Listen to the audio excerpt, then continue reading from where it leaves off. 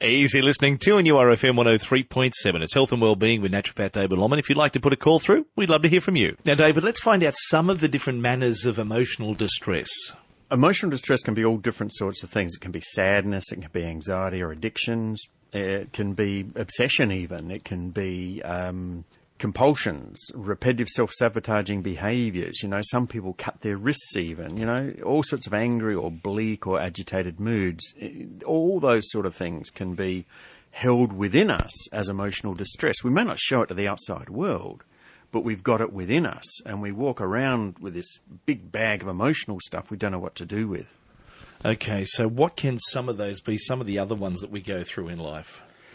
The important thing to me is not so much what the emotional distress is, but what people can actually do to heal themselves of those stresses. Because in truth, I believe all healing comes from within. And I also don't believe that drugs are ever going to heal anyone, nor of their emotional distress, nor is just talking about it going to do that. We actually have to get to a point where people take action about the things that they're holding on to and be willing to look within to find what those things are and then what they can do about them. Now, you've got 10 tips for emotional healing. Let's go through those. Look, all I did today was I went to the internet, and Dr. Eric Massell, who has a article there, 10 tips for emotional healing. And, you know, that's in Psychology Today. It was written up in Psychology Today. So it's a really prime example of the way that thinking is going regarding the inner healing that is needed for people. So I'm just going to run through the first three of these. The first one is be yourself. And then the second one is invent yourself. And the third one is love and be loved. So they're just the headings. But if you come back to be yourself, you know, you as Dave, by this stage of your life, ought to know who you are. You know, we all ought to know by this stage of our life who we are. Yet it's taken me quite a degree of work on myself to actually know who I am and what I'm capable of and what I'm not capable of through experiment, through trial and error, through knowing myself more, and through the experience that I've had. Now, if I'd been carrying around a whole lot of other bigger emotional issues than what I was carrying, I still wouldn't know who I am because I'd be so busy back there with the sadness and the depression and everything else that I might have been loaded down with that I just wouldn't have known who I was. It does take effort, it does take action, it does take work to actually know yourself. My belief, though, is that once you do, you will find out there's nothing wrong with you. You know, most people think there's something really badly wrong with them when they're in emotional distress.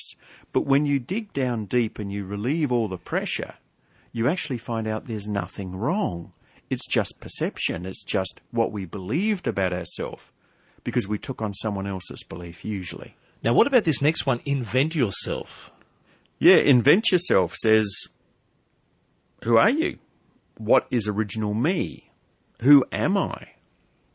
And, you know, going back to the other one, it says, you know, what's my beliefs? What's my opinions? What's my values? What clothes do I want to wear? What food do I want to eat? What things do I want to say? Not to hurt anybody else, but just my own expression of myself. So many people I've dealt with, they wanted to be a singer, but for some reason they got criticised, so they stopped singing. Or they wanted to be a musician and they stopped being a musician. Or they wanted to be this. You know, we do it so easily because people are so reactive to what others might say that they shut themselves down and they don't know who they are. So it's important to be able to look in the mirror and know, that's me, that's who I am. I might have this health issue and this thing going on, but I'm comfortable within myself. What about number 3 on your top 10 tips there for emotional healing? Well, as Dr. Eric says, we feel happier, warmer and better, live longer and experience life as more meaningful if we love and let ourselves be loved. And that's one of the hardest things in the world for most people to do, because when you've grown up not feeling loved, then it's very difficult to know how to love ourselves or anyone else and to allow ourselves to be loved. And one of the biggest and the hardest things that I find for people is to be able to receive love.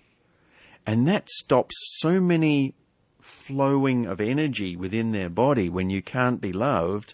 You know, the heart is our emotional center, I believe, and the heart is there to be loved and to be openly loved. And if that doesn't happen, our whole system tends to shut down in different ways. You are listening to Health and Wellbeing with naturopath David Lomman. We are continuing today, making our way through 10 tips for emotional healing. I think we're up around about number 4, David. We are. Get a grip on your mind. And basically what he's saying is that thinking thoughts that do not serve you is the equivalent of serving yourself up emotional distress. So it takes work, but people can actually train themselves not to think those thoughts.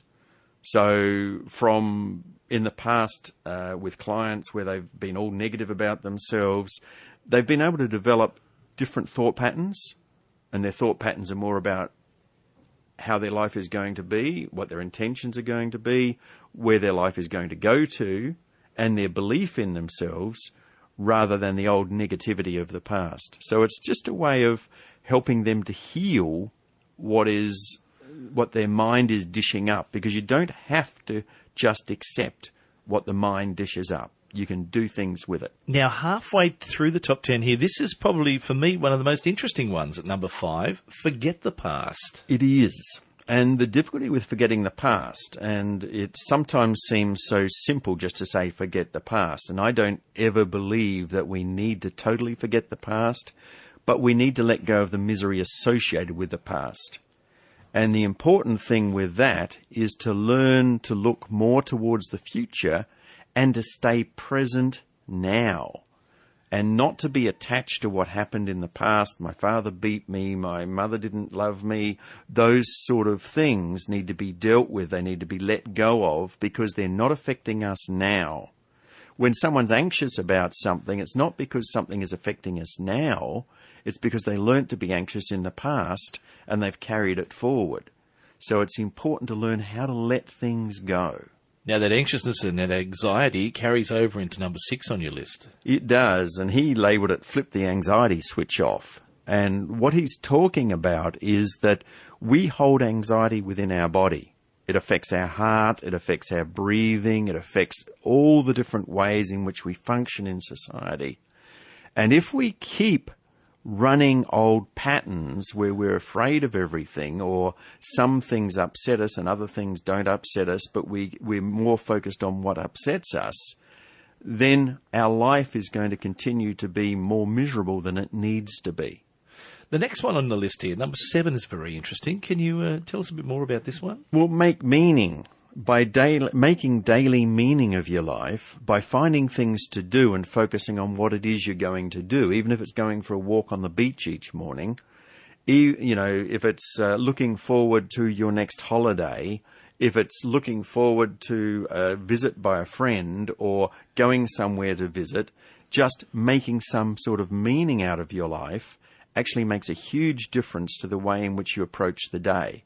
And basically, we only have to live 1 minute at a time, then 1 hour at a time, then 1 day at a time, and then 1 week at a time. And as we live those weeks more and more in a balanced state, then a lot of issues from the past just drift away. We've got Reg joining us now from Cohiba, David. Yeah, hello, Reg. Good morning, David. Good afternoon, David. I read a very interesting book many years ago, and I can't remember the name of the person that actually wrote the book, but he's saying in the book was that you'll see it when you believe it. And he went on to say that it's not the spider bite that kills you, it's the venom that runs through your body. And I think what you're saying today is pretty right. So about your past and moving on to the future. Yep. Thanks for that, Reg. Yeah. Yeah. No, it really is. And yeah. I'm not sure who wrote that, but I have heard that saying before. Yeah. Okay, so that is good. Thank you. We're on the same page together there. Now, we're joining Trev. Trev's with us from Maitland. Hello, Trev. Hello, you got me? Got you. I've sort of been listening to everything you've been saying, but I think most of my problems is I can't let go of the past. And that's not unusual, Trev. I'll give you a rough idea of what's going on, what has been going on. I'm 58. I lost my son in 2002, who was 26, in a car accident. I then lost my young cousin, who committed suicide, who I was very close to and raised. I've had a lot of grief since then.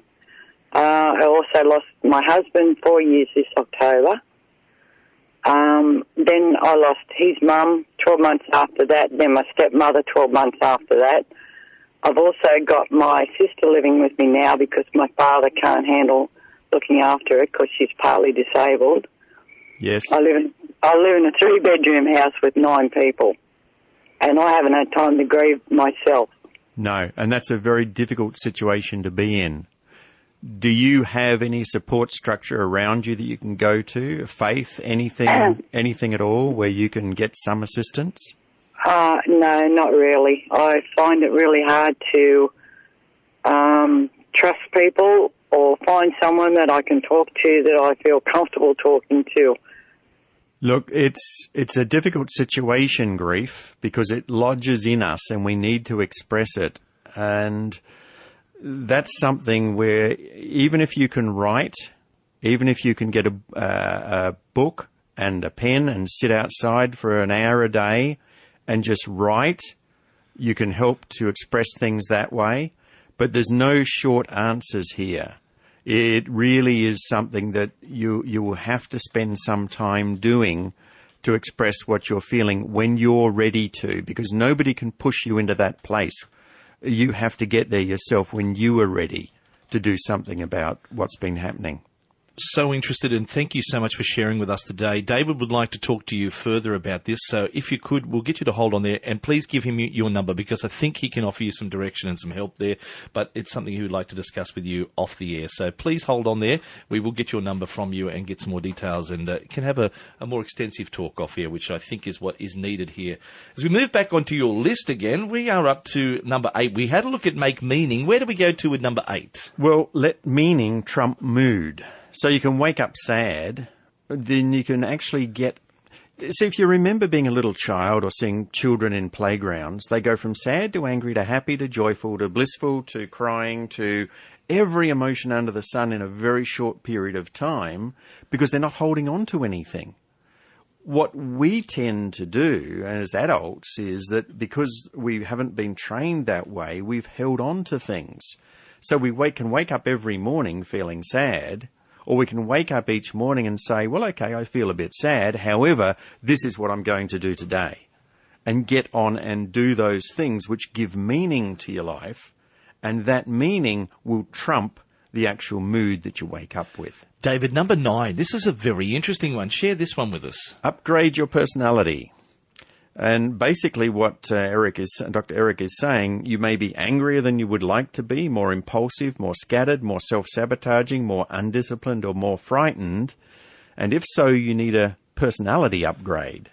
Now, basically what it means is focusing on one of those points and ask yourself, do I want to carry this forward or would I like to change it?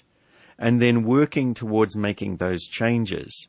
And all of those changes will make a difference in your actual personality and the way that you present to others and the way you feel about yourself.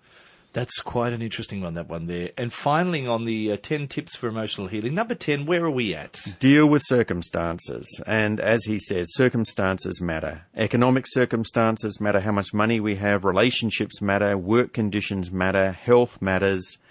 And emotional healing requires that you take real action in the world, that you find a counsellor, a spiritual advisor, someone to work with, a naturopath, a nutritionist, no matter what the issue is, that you actually take action, that you find a way to help you overcome whatever the circumstance may be.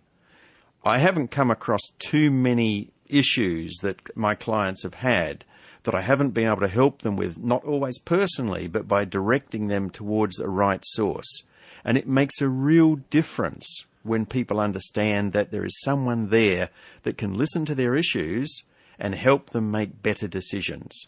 Now, tell us a bit more about these tips, where they've come from, and how we could find out more if we want to explore them more from the man who provided these. Look, this comes from, I just put into, because I knew I wanted to talk about emotional healing today, and that's all I put into the search engine and the net, and this came up, and it's Dr. Eric Maisel, Maisel.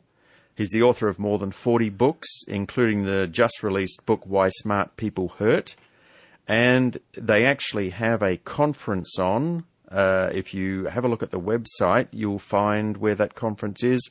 Or if you wish to call me, I can actually give more detail later on. And I'll give that information out too at our next seminars for people.